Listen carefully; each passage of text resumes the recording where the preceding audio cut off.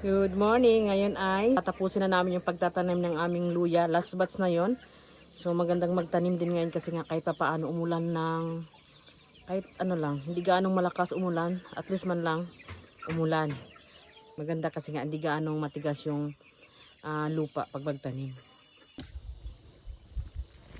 Ito na yung binhi namin, iniakyat na nila Wilhelm dito sa taas.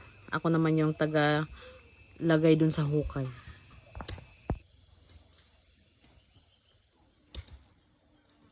Ganyan lang namin tinatanim yung aming luya. Naggagawa muna kami ng kanal.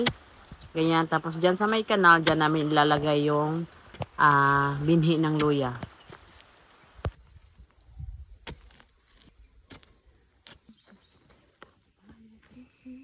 Kailangan ko mag-jacket kasi nga mamaya baka ano na tong init, masakit na sa balat. So ngayon, i-ready ko na, isuot ko na yung aking jacket, aking sombrero. Meron akong maliit na bagbag na dala-dala.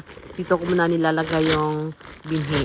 Kaunti-unti lang kasi yung dinadala ko kasi pag marami, mabigat. Di ko din kaya.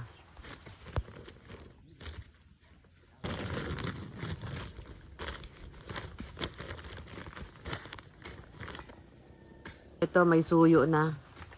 2 months na kasi lang nakatambak tong aming luya. Kaya yung iba matataas na yung suyo. Pagod na. Lapit na mag lunch break. Papahinga na rin. Kanya-kanya ng pwesto. Ayan si William, kinukuha na yung tubig niya. Kasi pahinga na din siya.